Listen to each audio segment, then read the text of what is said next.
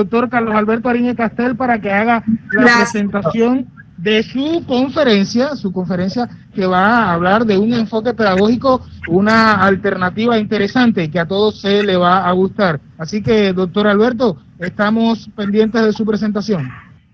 Gracias, doctor Viltre, gracias a todos por la invitación. Feliz desde Costa Rica compartir con todos los hermanos de Latinoamérica, de Europa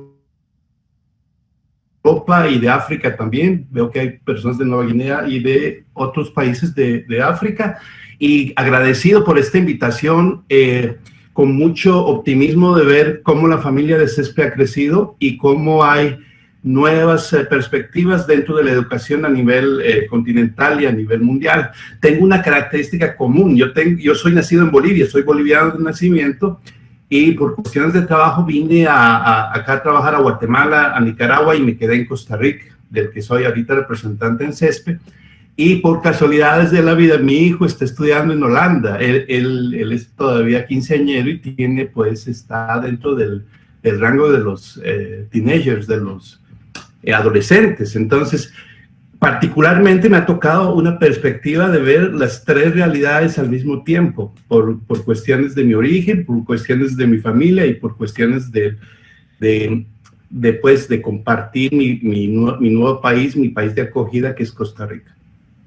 Lo que voy a hacer es compartir con ustedes algunas ideas que tienen que ver con elementos que están pasando en la actualidad y que nos hacen preguntar varias formas de ver la educación actualmente, y voy a citar tal vez algunos ejemplos de Costa Rica y de la historia de Costa Rica porque me parecen similares a varias historias del continente, y voy a hablar un poquito de la parte de la inteligencia artificial y las ciencias cognitivas y cómo estas están actuando dentro de este proceso de crisis mundial que nos lleva a referir lo que es la pandemia actualmente y que ha afectado a todo el mundo. En cualquier parte de este planeta hay una crisis de algún tipo, sea sanitaria, pero también que influye en la parte social, educativa, política, etc. Voy a permitirme compartir la pantalla para que podamos ver algunas diapositivas que puedan ayudarme a ver alguna visión de lo que voy a presentarles ahora. Si quieren me dan retorno para saber si si están viendo la presentación, por favor. Sí, sí se aprecia, doctor Carlos. Gracias, Militza. Gracias, Militza. Me ha gustado mucho empezar el congreso ayer con la participación de don Patricio Alarcón, que ha sido fabuloso en la visión de la coexistencia como pedagogía emergente. Es interesante oír la visión que ahorita nos dieron tanto Rosailda y Gisela como en la orientación profesional. Me gustó mucho el proceso de Fernando Cedeño y Yamili Mesa en la perspectiva que dan al profesional de educación. Entonces esos elementos me ayudan también a compartirles algo que vamos a revisar en esta ocasión, que son, primero, hablar de los paradigmas, qué significa la educación ahora y qué significaría la educación después, las pedagogías emergentes, hacia dónde van, cómo son, y hablar de las ciencias cognitivas y la inteligencia artificial, cómo interactúan en estos momentos. Interesante revisar la prensa ahora, cuando uno ve inmediatamente ve esos titulares y, por ejemplo, cómo preparar a nuestros hijos para la revolución robótica y la inteligencia artificial. Cómo las universidades están experimentando algunos bots o robots que miden emociones para que los alumnos tomen clases virtuales. Cómo hay un análisis de mercado fuerte actualmente del interés de muchas empresas transnacionales acerca de la participación en la educación. Y eso tiene que ver, por ejemplo, con esta lista que encontré que es muy interesante porque estamos hablando de una de las segundas o terceras industrias que están aportando mucho al tema de la inteligencia artificial dentro del sector de educación. No solamente dentro del manejo de empresas, mercados bursátiles o otro tipo de forma de establecerse la inteligencia artificial dentro de la sociedad humana, sino son empresas que están fomentando y están pues proponiéndose como base de la, digamos, de el ingreso de la empresa en la educación. Ahí vemos a la IBM, por ejemplo, la Blackboard, compañía Blackboard, que tiene ya una antiquísima plataforma educativa, Yale Notes, Amazon, Google, 30 Space Learning, etcétera, y una serie de industrias y conglomerados que están enfocándose en la educación y en la inteligencia artificial. También vemos cómo hay plataformas que en este proceso pandémico han empezado a abrirse para el uso, pues, abierto, democrático, a muchas poblaciones que no tenían acceso, que tenían que pagar este tipo de plataformas. Y entonces eso nos lleva a preguntarnos qué está pasando actualmente en esta nueva forma de ver la educación y qué está pasando en el mundo sobre la educación. Primero voy a hablar de algunos términos que son, digamos, comunes en algunos colegas y no comunes en otros, pero voy a tratar de compartir estos conceptos. Por ejemplo, el concepto de paradigma, que es pues una idea que compartimos todos respecto a una situación, respecto a algún tema, respecto a un tipo de convivencia, respecto a un tipo de relación. Entonces, un paradigma es pues algo que se ha visto como una verdad última dentro de los colegas. Por ejemplo, ahorita tenemos una visión común de, por ejemplo, por decir algo, de cómo ha influido la tecnología en la educación. Tenemos elementos que nos hacen pensar que ya es un paradigma importante. Entonces, cuando uno habla de paradigma entre los colegas, hablamos de ideas ya pues investigadas, ya determinadas, y es por eso que la ciencia lo toma como verdades. Sin embargo, estos modelos o patrones aceptados por todos nosotros nos ayudan a ver de alguna forma común la educación y nos ayudan en este caso, a ver el mundo de una forma particular.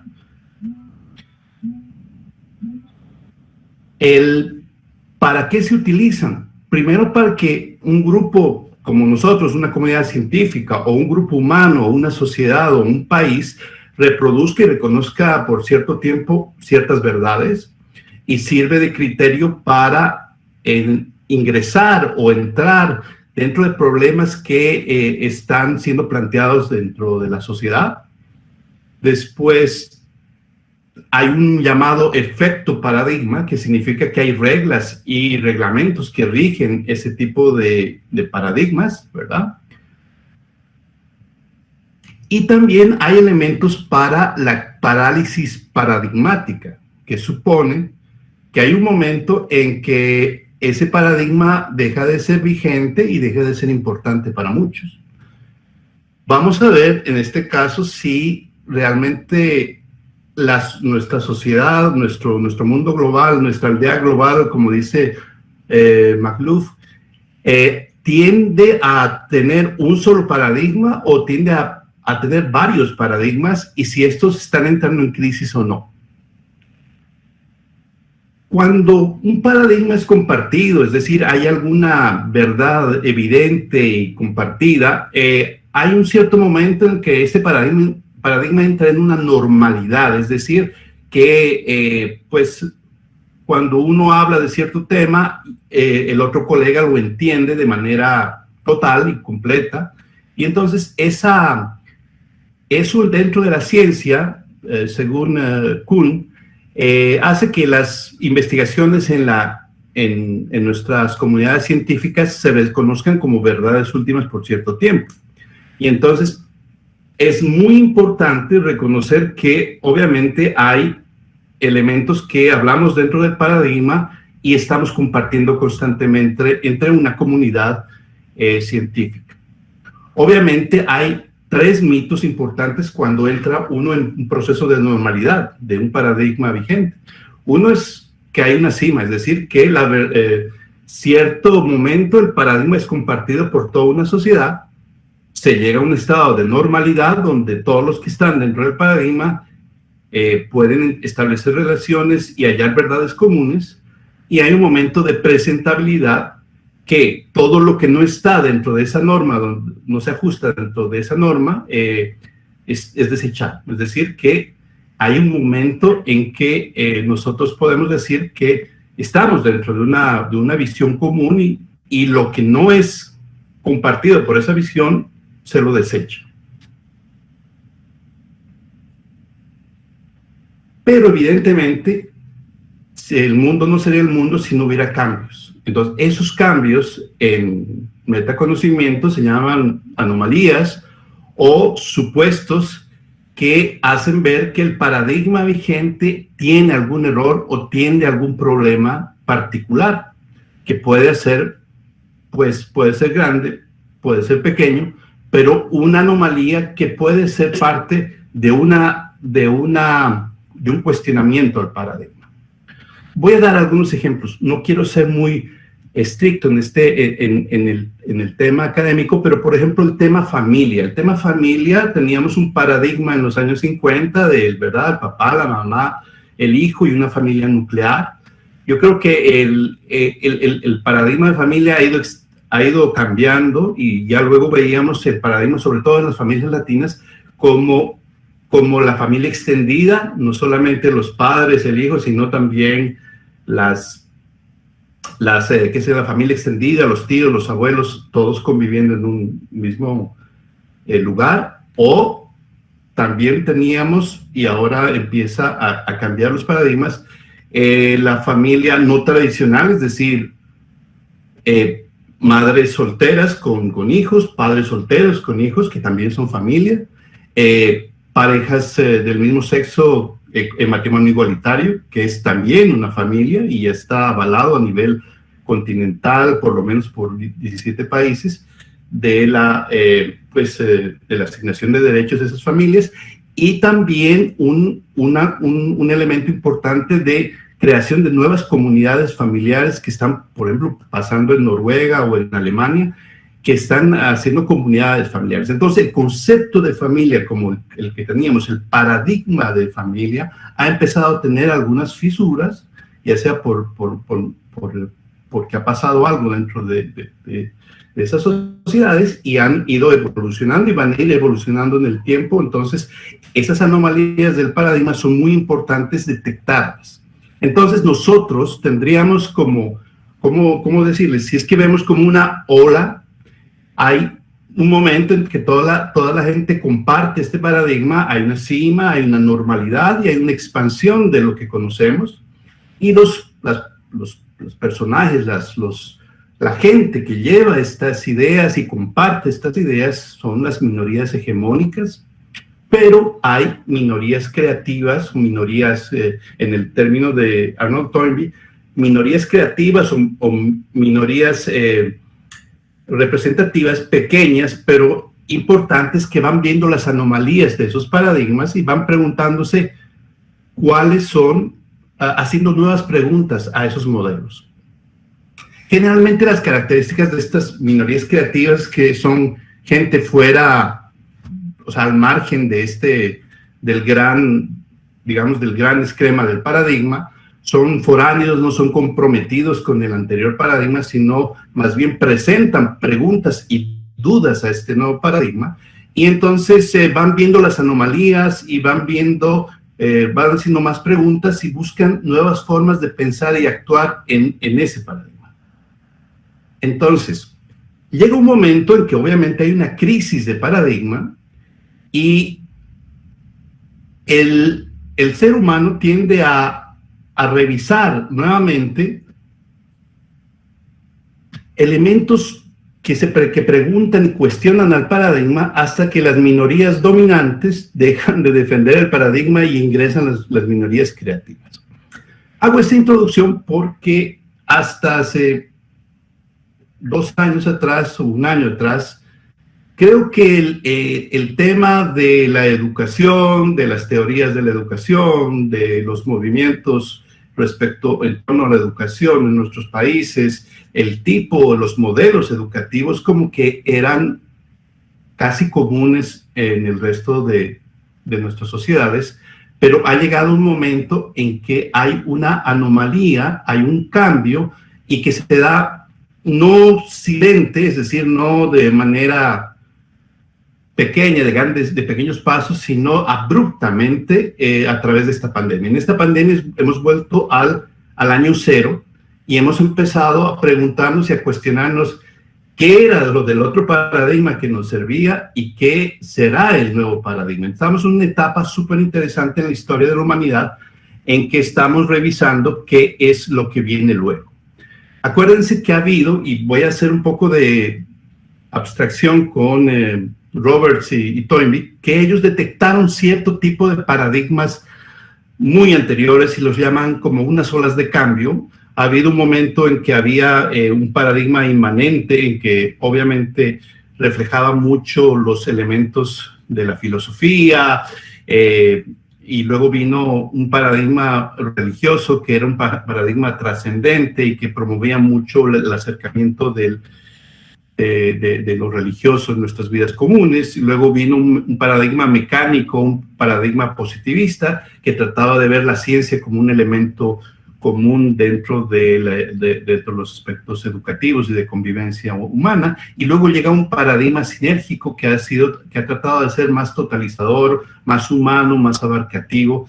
Entonces, en el transcurso de la historia, los paradigmas, sobre todo en educación, han tenido mucho que ver por su influencia entre lo que es y lo que podría ser.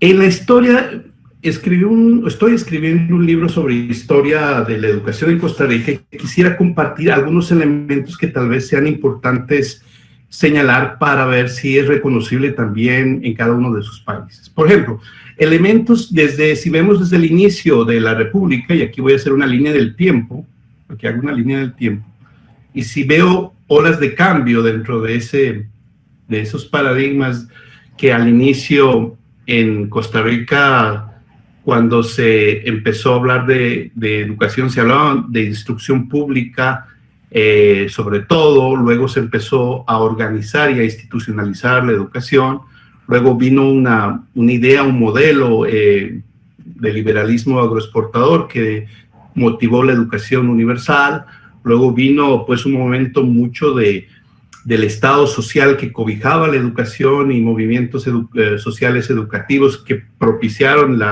no solo la universalización de la educación, sino la inclusión de la educación. Ha habido temas de modernización en la educación en general. Ha llegado momentos en que el sistema educativo ya se volvió sistema, utilizaba elementos de planificación y reformas educativas para cambiar muchas cosas del sistema o para mejorar el sistema. Y hay un momento en que llega a los procesos de que el Estado, la educación tiene retos para este nuevo milenio. Pero ahí llega la ruptura que hablo al inicio y que digo que es el tema más complicado, que es estos 2 años este año y algo de este año cero, de esta pandemia, de este momento que nos preguntamos qué será de nuestra educación. Porque antes la escuela era tomada como un aparato ideológico, un centro de poder. Evidentemente se manejaba poder dentro de un maestro, dentro de un docente. Había un momento en que se manejaba la escuela como una institución de derecho ciudadano, donde se enseñaba derechos y pues normas dentro de la sociedad. Ahí había un momento en que la escuela era hegemonizadora, es decir, que trata de hegemonizar y de dar igualdad y equidad dentro de una sociedad, y llega un momento en que la escuela se convierte en una estructura competitiva, es decir, que te quiere introducir o más bien busca formarte para el mercado laboral. Eso como un elemento como para ver los cambios de paradigma que hay. Si ustedes hacen resonancia, tal vez algún momento lo puedan revisar. Y dentro de esa caja de resonancia, obviamente las ideas que tienen que ver con toda nuestra historia sociopolítica es muy interesante, porque en los últimos años hemos vivido procesos de reformismo, de liberalismo, de socialismo, de socialcristianismo, de solidarismo, etcétera, varios elementos que también permean los modelos educativos en general. Pero la pregunta actual sería si esos modelos han entrado en crisis o no. Y creo que habría que ver para qué estamos ahorita educando, es decir, qué es lo que entendemos por educación, si hay un paradigma común o no lo hay. Antes creo que, por lo menos en el paradigma tradicional, conocer es demostrar los objetivos traducidos en comportamientos observables, es decir, que educamos para ver el cambio de conducta del individuo, para que sea un buen ciudadano, que participe dentro de una sociedad, y entonces toda nuestra fuerza del campo educativo estaba enfocada en eso. O también era, en el siguiente paradigma, era conocer y demostrar la competencia y la adaptación al mercado económico, donde hay muchos ejemplos que me imagino que ustedes tienen, donde hay la educación dual, el tema de incorporar la educación técnica, cómo incorporar al colegial o adolescente o preuniversitario, incluso al universitario en la parte técnica del mercado, etcétera. Y creo que ahora ha cambiado la lógica porque estamos empezando a tener una educación que está buscando conocer, es seguir el algoritmo y crear espacios de interacción tecnológica apropiados. ¿Qué significa esto? Con el ingreso de la tecnología ha habido una parte disruptiva muy fuerte en nuestros esquemas de educación. Si no, vean las crisis de los profesores escolares o colegios o universidades o centros parauniversitarios, donde están utilizando las mediaciones tecnológicas. Otros la educación virtual, que es diferente, porque una cosa es mediar con tecnología y otra cosa es la educación virtual, y otra cosa va a ser la educación bimodal o pues mediatizada también por tecnología, donde ya no hay una vuelta, ya no hay un retorno al paradigma anterior, donde solo era una educación tradicional. Entonces, este cambio paradigmático ha hecho que haya un choque muy fuerte de paradigmas en nosotros y son elementos muy importantes que debemos ver. Ahí me va a dar pie para entrar a una cosa importante. Primero voy a cambiar de presentación, si se ve. Si uno revisa solamente la última bibliografía que se ha escrito en torno a lo que es la educación, sobre todo el tema de la neuroeducación y el uso del cerebro y toda la comprensión del cerebro para la educación, que es la última literatura más fuerte, y la literatura de la inteligencia artificial, hay elementos que son, digamos, relacionables. Por ejemplo, voy a citar algunos de los últimos años, estoy hablando de los últimos 3 años, 4 años. Por ejemplo, Cárdenas habla sobre la inteligencia ejecutiva, todo lo que es el pensamiento rápido, el uso de la corporalidad para educar. Y en inteligencia artificial se está también hablando de esa integralidad, obviamente no corporal, pero sí mediante redes relacionales de bases de datos y de elementos que hagan la información perfecta. Entonces, la inteligencia artificial trata de emular todo el tipo de aprendizaje total que tiene el ser humano, en el caso de estas dos primeras publicaciones. Aquí abajo, donde Guevara escribe neurociencias y matemáticas, habla de elementos súper interesantes porque habla de la inteligencia emocional y la educación emocional y la elección de estrategias cognitivas para el aprendizaje de las matemáticas. Y la inteligencia artificial relacionada a la educación en este ramo habla más de la robótica, habla más de las decisiones autónomas y del dato inmediato. Entonces, mientras en un lado hablamos donde tenemos que tener estrategias para comprender las matemáticas, en el otro enfoque va yendo directamente a los datos. Paso a otra bibliografía del 2018, por ejemplo esta, que es Neurociencia, Neuroaprendizaje, las emociones y el aprendizaje. Aquí estamos hablando de algo interesante, por ejemplo, del aula con cerebro y las redes instintivas emocionales que Roger, el 2018, está estudiando con varias, digamos, investigaciones dentro de Europa y Sudamérica. Estas redes hablan mucho de lo que han estado, o se va a tratar, me imagino, en este congreso, que tiene que ver con las pedagogías nuevas que tienen que relacionarse unos con otros. Benítez, sin embargo, en inteligencia artificial avanzada, está hablando de que hay una inteligencia artificial que ayuda al ser humano a elegir o a decidir cosas. No le ayuda a compartir o relacionarse, sino le ayuda a decidir en base a una información ya dada. El 2020, Hernández, en Neurociencias y Educación y Formación Universitaria, habla de los recursos neurocognitivos que son elementales para comprender los entornos laborales o profesionales. Y en el 2004, De Andrés escribe el concepto de Homo Cyber Sapiens, que tiene que ver con la relación del ser humano afectiva, social y emocional traducida a la inteligencia artificial.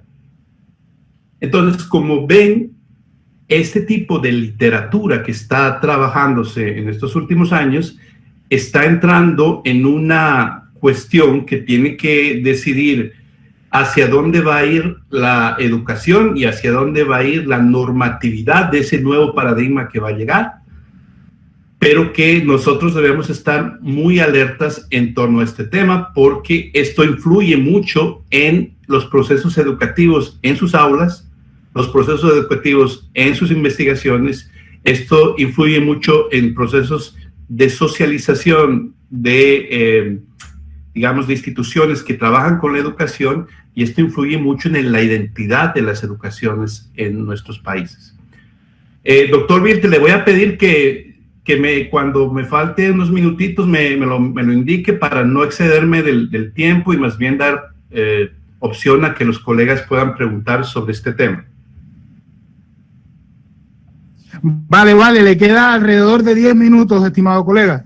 Perfecto, voy a aprovechar estos minutos como para tal vez enfocarme en las crisis que hay actualmente en este tipo de paradigma. Cuando uno va a revisar este tipo de crisis paradigmáticas, es decir, qué está pasando con el concepto de educación, qué está pasando con la educación moderna actualmente, uno puede citar a Sawyer y decir, ok, hay 4 elementos particulares que pueden darnos la idea de qué tipo de cambios hay dentro de un paradigma. Uno es la complejidad, es decir, cuánta cantidad de información hay en un sistema educativo y cómo es que se maneja esa complejidad. Ejemplo más casual sería cómo es que el estudiante, cuando uno entra a una aula universitaria o incluso una aula colegial, cuando uno pregunta qué es un mapa mental, por decirles algo, el estudiante solo saca el teléfono, entra a Google y encuentra el concepto, y no solo ese, sino varios conceptos más inmediatamente. Entonces, además, no se fijan en las fuentes, puede haber fuentes diversas, etcétera, pero la complejidad de la información ya no está en pertenencia o en poder del docente, sino está en el estudiante y cómo busca las fuentes y la certidumbre de ese conocimiento. Entonces, ahorita hay un tema de crisis en la complejidad, porque se maneja tanta información en nuestras aulas que es imposible de muchos docentes tratar de escoger lo más importante junto con los valores que tiene que dar al estudiante para pues terminarlo de formar. Doctor Carlos, ¿puedo intervenir ahí con un pequeño comentario en la línea de lo que está expresando? Perfecto. Adelante. Sí, ¿qué tal? Qué gusto. Un saludo para todos los presentes y desde Piura, Perú, también un abrazo. Saludos. A la distancia. Justamente en lo que usted expresa, recae mucho en una de las reflexiones que tuvimos en las comunidades de aprendizaje colegiadas que hacemos, es que en estos tiempos, en la actualidad, hay unas desventajas de aquellos jóvenes nativos digitales, ¿cierto? Ajá. Son propios de esto, a comparación de muchos de nosotros que hemos migrado. Existen unas desventajas, así como también un gran potencial de navegar y el acceso a la información que a veces no es tan cuidada. Pero el comentario va por esta línea. En estas desventajas hay algo que nosotros a veces le denominamos tipo BCP. Acá a veces nos causa un poco de gracia porque BCP son las siglas de un banco, el Banco de Crédito del Perú. Uh-huh. Pero no se trata de eso. Cuando nosotros hablamos de estas desventajas que traen los nativos digitales, es el BCP, bajan, copian y pegan.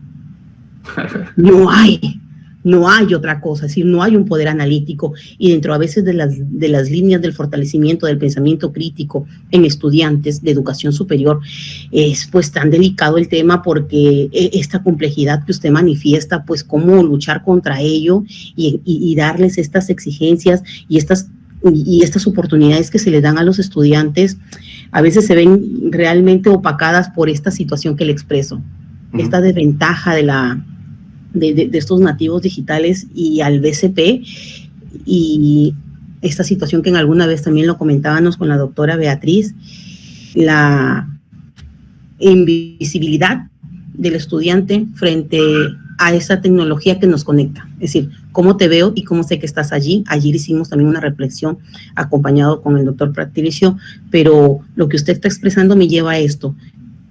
Es bueno este avance tecnológico, pero la desventaja está aquí, en que no hay ese poder analítico, y el BCP nos está abundando bastante. Sí, el bajar, el copiar y el pegar. Exacto. Y acá le decimos San Google, es decir, pretende que todo te solucione. Bien, doctor Carlos, ese sería un comentario en la línea de lo que usted está expresando. No sé de repente qué opine de esta nueva información que le ha llegado. Exacto.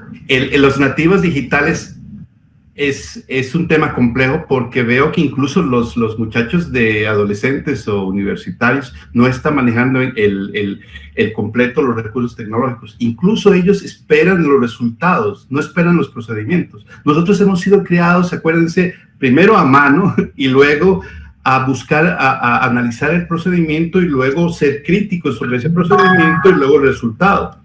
La que se llama la generación de ahora es BCP, no el banco, y extracta información y es éticamente correcto para ellos, porque es una información correcta. Entonces, si uno se pone en el pensamiento de ellos, es muy complejo cuestionar su filiación a la tecnología. Tanto así que en este momento hay un tema muy, muy complejo que es la perspectiva. Este tema que ahorita tengo aquí en la pantalla, la perspectiva es que ya no hay una verdad única. Es decir, nosotros no podemos decir una definición única de algo porque inmediatamente aparecen con otras verdades y otros sentidos de verdades. Y entonces eso también es respetable y eso también tenemos que saber conjugar, sabiendo evidentemente que el docente debe manejar un poder ya no vertical, sino lo que aquí menciono, heterárquico. Ya no hay autoridades dentro de este nuevo paradigma. Ya no hay una autoridad como la Organización Mundial de la Salud que dice que hay una pandemia porque inmediatamente un presidente de un país lo puede negar. Entonces ya no hay autoridades en este mundo, sino hay un complejo de verdades que a uno lo limitan a interactuar con algo, con lo que se tiene. Entonces, por eso es tan indeterminado este nuevo paradigma, este nuevo proceso que nos convoca a todos nosotros a buscar respuestas más fehacientes sobre este hecho de convivir con esta tecnología. Por eso voy a ir rapidito tal vez a algo que, para terminar la disertación, creo que hay que preguntarse. Primero, tengo una imagen acá de un robot viendo elementos de algoritmos, aprendizaje automático, inteligencia de datos y aprendizaje profundo, que son los 4 elementos de la nueva inteligencia artificial ligada con la educación. Pero entonces, ¿qué debemos hacer? ¿Inteligencia natural o inteligencia artificial? ¿Qué les debemos pedir a los estudiantes? Pues un elemento muy importante es que la inteligencia artificial está avanzando en la conciencia. Es decir, copiar el tema de la conciencia de una inteligencia artificial, ya sea débil o estrecha o fuerte o general, que significa que la misma máquina autónoma puede tener la conciencia y la sensibilidad para darnos una respuesta o algo. Si no, fíjate en tu Google y apretar el microfonito y dices una palabra y el algoritmo busca y te da una respuesta, cualquiera, ¿verdad? Entonces, lo que están buscando es el tema de la conciencia. Sin embargo, nosotros tenemos que enfocarnos en el tema de la identidad personal y social, porque es un elemento que no tiene algoritmo, sino se crea constantemente.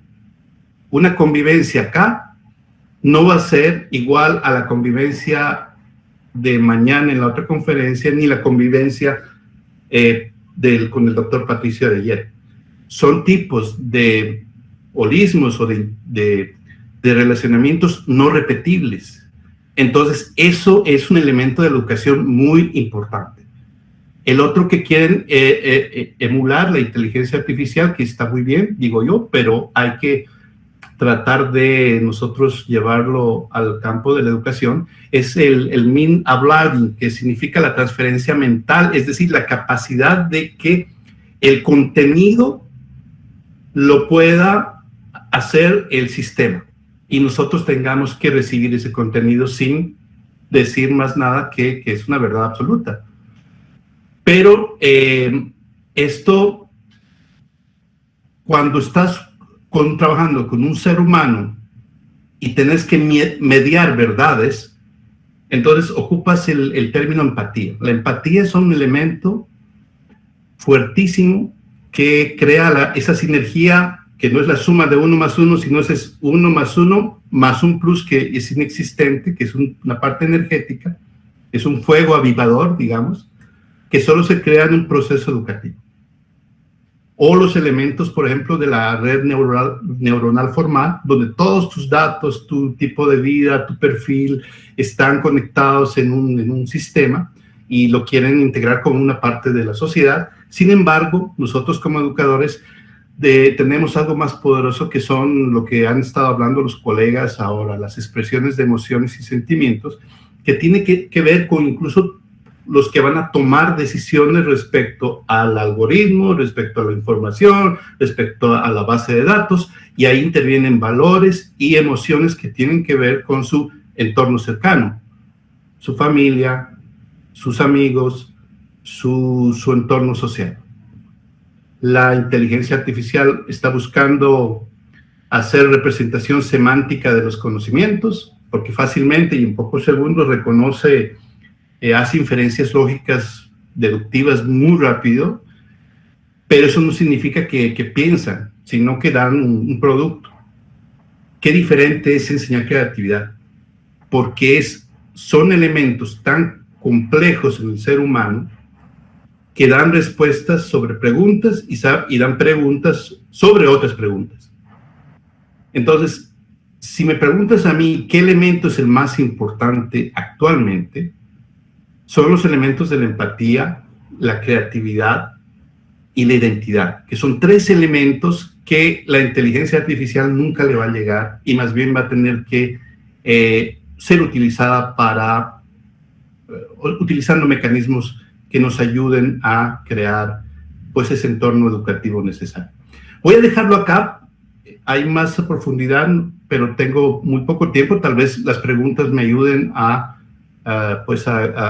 profundizar en algún elemento particular. Gracias.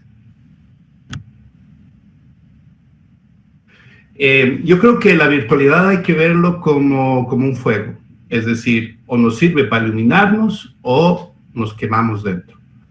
Entonces, yo creo que el elemento central de la virtualidad tiene que ver en la activación de las fuerzas existentes, la activación de lo que ya existe. Voy a dar un ejemplo.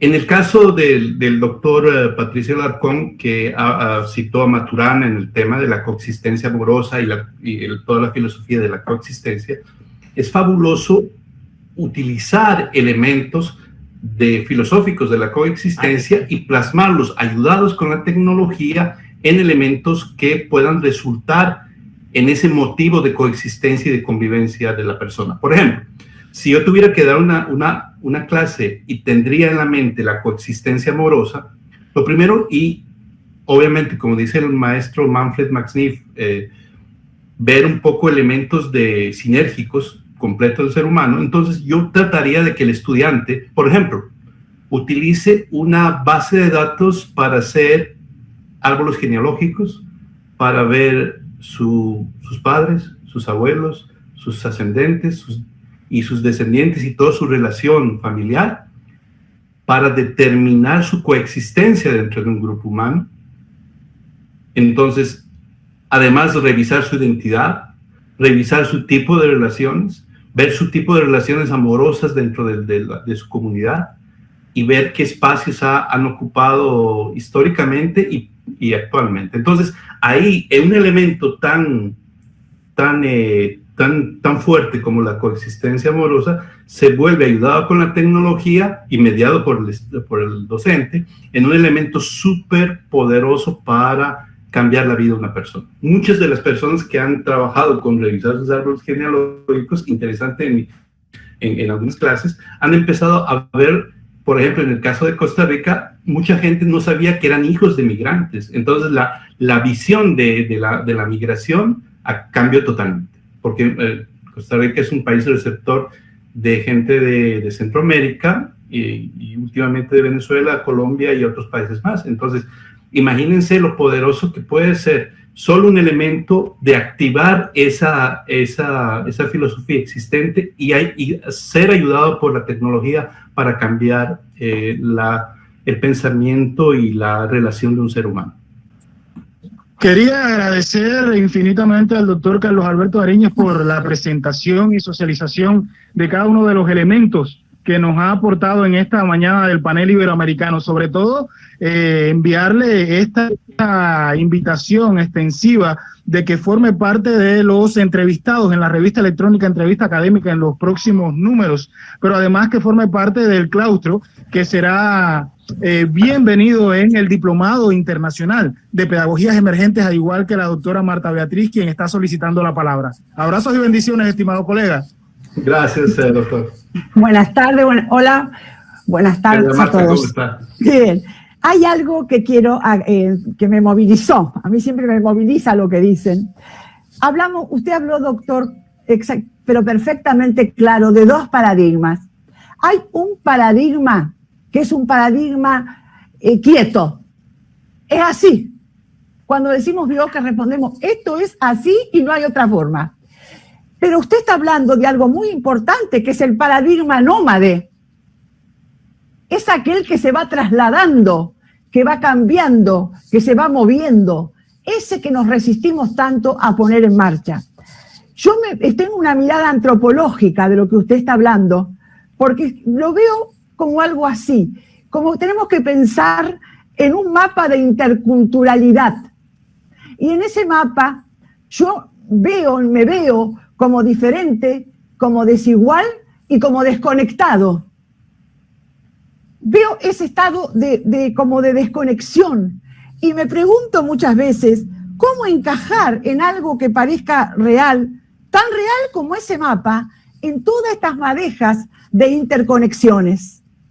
Hay un tema de mucho valor y de mucha inquietud, por lo menos para mi mirada, que todas estas transformaciones recientes que vamos hacia el paradigma nómade nos hacen tambalear, pero tambalear fuerte las arquitecturas de la multiculturalidad.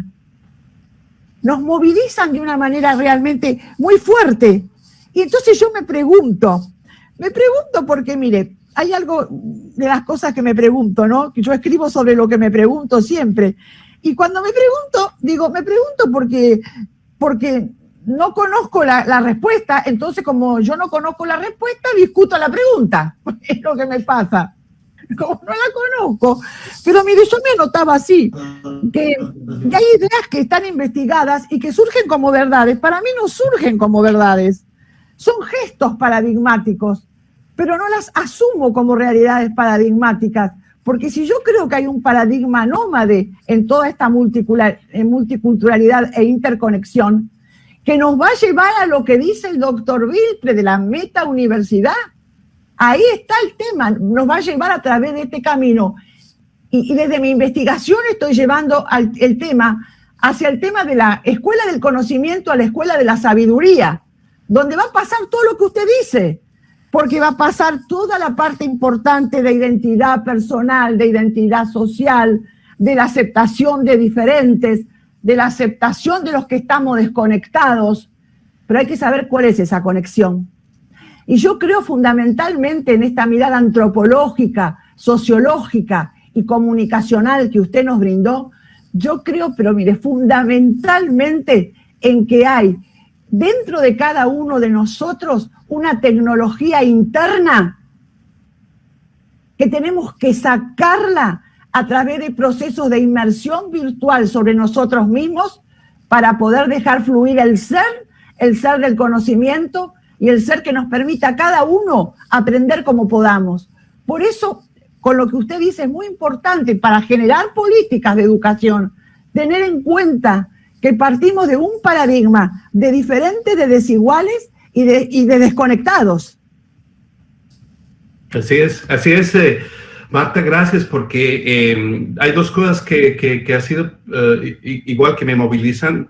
Lo que dices es, uno, primero, si realmente que nosotros tenemos una tecnología interna, y eso es cierto, por eso hay que preguntarse, ¿es inteligencia natural o inteligencia artificial, o es la suma de la inteligencia natural y artificial lo que yo llamo una educación holística o con holograma, es decir, holográfica, es decir, con todas esas mediaciones que hay intermedias, antropológicas, culturales, sociales, para llegar al ser humano? Ese es un elemento muy, muy importante, y gracias por el tema de primero preguntarse ¿qué somos? Esta es una época ya no de maestro-alumno, porque ya hemos perdido, como lo señalé, hemos perdido este poder de información y tenemos que bajar al nivel o subir al nivel de sabiduría y no de maestro. Ya no es tiempo de maestros, es tiempo de sabios, es tiempo de dar sabiduría y no dar elementos de enseñanza directa, sino comprensiones humanísticas y globales, y para eso debemos prepararnos. Porque imagínense qué va a pasar luego cuando no... ¿Quién va a enseñar empatía? ¿Cómo enseñas empatía? ¿Desde qué momento tú te sientes empático con tus estudiantes, donde hay esa transferencia fundamental de la educación? ¿Dónde te sientes empático con tu entorno? ¿Cuándo te sientes empático contigo mismo? Entonces hay elementos que tienen que ver con profundidades que debemos ser capaces como maestros de retarnos a futuro. De la misma forma que no se puede enseñar el amor. El amor se siente. Es lo más el amor se siente. Cuando uno dice que hay una pedagogía de la vida, como digo yo y la que sostengo, está la pedagogía del amor. Yo no puedo enseñar la pedagogía del amor a nadie, porque el amor se siente o no se siente. Esto es así. ¿Es amoroso o no lo es? Exacto. No es un algoritmo, no es algo lineal, es algo único, y ese único tenemos que rescatar, porque es el maestro, el educador, el que es llamado a elevar las llamas de esta sociedad para que se ilumine. Y es amoroso cuando te veo, no cuando te digo te quiero únicamente, cuando te veo, cuando te hago lugar, cuando te respeto, cuando te recibo en el aula, cuando abro las puertas del aula, y ahí me tiene a mí con el corazón en la mano para brindárselo. Ahí estamos, no diciéndole te quiero y bueno, anda a saber qué quiere decir eso. Gracias, doctor Carlos. Gracias, Marta. Muchas gracias a todos los participantes. Realmente lo que quisiera tal vez dejar antes de terminar es que este momento es el momento de las minorías creativas, de la gente que piense para que el paradigma que viene sea completo, sea integral, sea abarcativo, inclusivo para todos, y que tengan una propia identidad, porque creo que ya estamos en la madurez, sobre todo en Latinoamérica, de crear nuevos modelos educativos diferentes a los que han estado pues proponiéndose a nivel mundial, porque se nota que no funcionan, ¿verdad?